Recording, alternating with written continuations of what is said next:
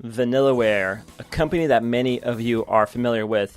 They're known for making some of the best looking games you will ever see, and they're definitely known for making quality over quantity. Whether you're playing a game like, say, Princess Crown on the Sega Saturn or Odin Sphere on the PlayStation 4, they make some amazing looking titles, and titles that play very, very, very excellently. My personal favorite game for them is the title Muramasa Demon Blade on the Nintendo Wii, a game that I still play from time to time just because of how fun and how beautiful it is. I was very excited to check out Vanilla Ware's latest title, 13 Sentinels, Aegis Rim, on the PlayStation 4, but it seems like a lot of people were kind of mixed on this title. While a lot of Vanilla Ware's games tend to be really fast-paced action games, this one goes to a real-time strategy game, and some people were kind of not won over with that announcement. However, I decided to put all of my preconceptions away and approach this title with an open mind, and now I'm here to review it for you, the nice people at home. So, let's check it out. This is the review of the Japanese version of 13 Sentinels, Aegis Rim on the PlayStation 4. But before I get into the review, a few things.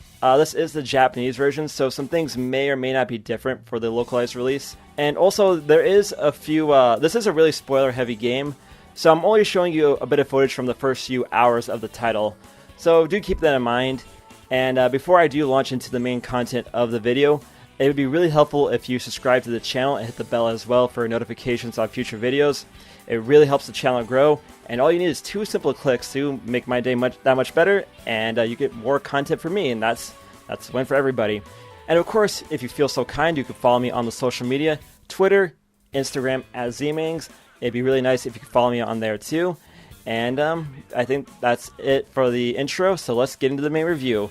Let's get in the mix and start fighting. You can tell these are unscripted, can't you? I dig giant robots, you dig giant robots. We dig giant robots, and chicks dig giant robots. And chicks dig these graphics.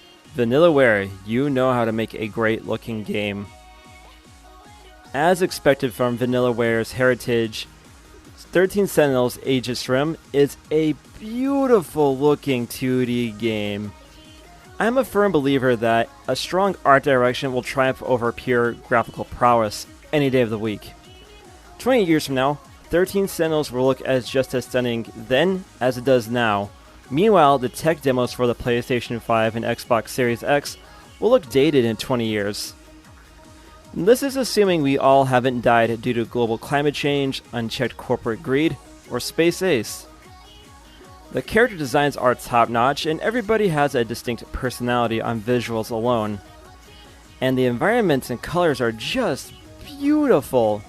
Whether it's the dusty school of the World War II era, a modern metropolis, or a burning city, 13 Sentinels is a feast for the eyes. And speaking of feasts, check out that yakisoba pan. Vanilla Ware, you always know how to make carbs look great. Yakisoba pan ga dame da ne, dame yo, dame na yo. 13 Sentinels is based on 2 parts, the story and the battle mode. The story mode is where you'll be spending most of your time. 13 Sentinels plot is quite elaborate, and it's one you really gotta approach with an open mind. Being a pothead may or may not help. We play as 13 different heroes, each gradually unlocked as you play through each story campaign. Each character has a unique plot, and everyone's plots do tie in with each other. Part of the fun is seeing who appears in whose stories, and what chapter they are in and what they are doing there. It's kind of like Where's Waldo if it was an anime game. All of the characters are well developed and they have clear goals in mind. And even though the faces look kinda samey, they do look distinct from a distance, and the voice acting is extremely top notch. At least in the Japanese version. I'm not sure what the English dub sounds like. I do know for a fact they got the voice actor for Josuke in the English version of JoJo's Bizarre Adventure Part 4 to voice the Yankee in this game. Pompadour power, you can never go wrong. For the love of God, drop the meat! As mentioned, the plot is pretty elaborate, and it's something that I really can't draw a direct comparison to. You keep visiting different points in time, seeing how everything ties together, and trying to stop the kaiju from destroying things. You do see a lot of the scenarios played over and over again, but things are different each time, and you gotta figure out what's different. And like I said, it gets pretty crazy, so I'll leave well enough alone and I'll let you discover the secrets of 13 Sentinels on your own. Even though I can't draw a direct comparison to anything, I can definitely feel influences from other forms of media. Evangelion is an obvious influence, with teens piloting mechs to fight Eldritch abominations. The mechs called to mind the Front Mission series with their realistic designs and weapons. I guess you can think of 13 Sentinels as an apology for Left Alive. And there are hints of things such as The Matrix, Bokurano, Time Squad, and Harrison Ford's paycheck for his cameo in The Rise of Skywalker on the Sega 32X. You know, the popular stuff.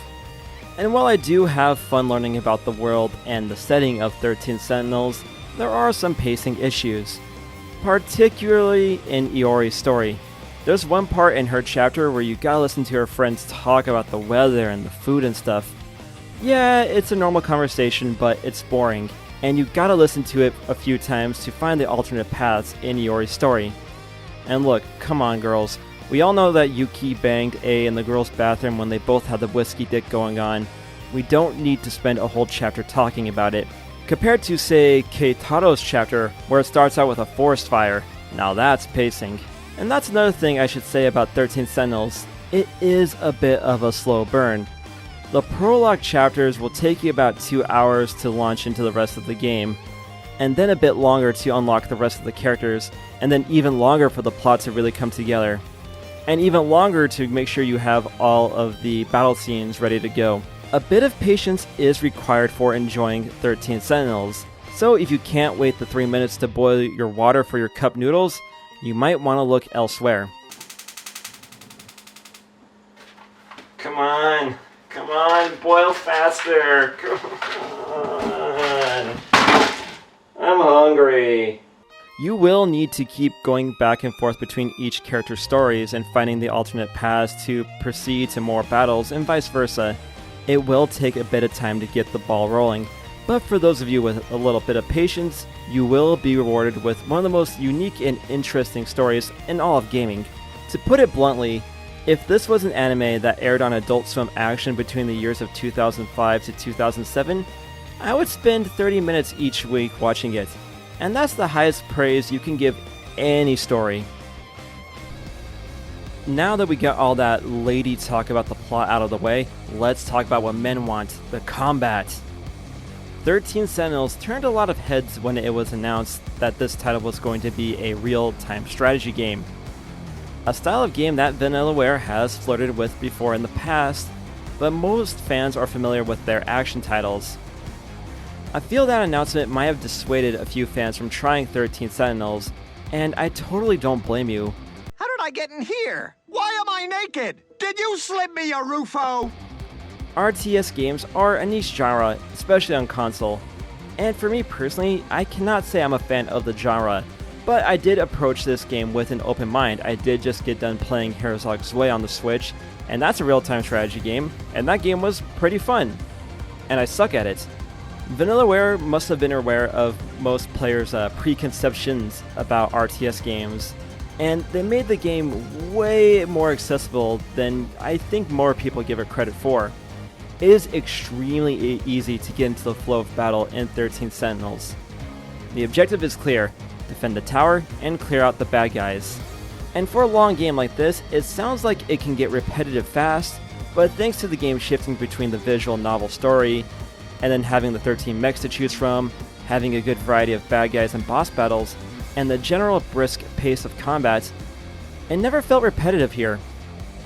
See those numbers on the characters? That refers to the generation of mech each character has. The G1s are focused on close range combat, G2s are a bit more balanced, G3s have more focus on range, and G4s are more focused on free flying and support, and airing cops 24/7. I never found myself in an unwinnable situation with any of my mechs, so I think you should be good there until you really learn the game. Then again, I played this game on casual mode because I'm a jabroni, and here's my sobriety before I chug.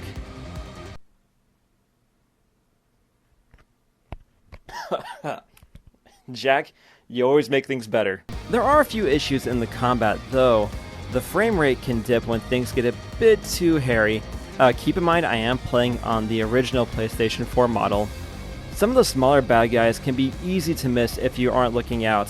Thankfully the radar is very easy to read.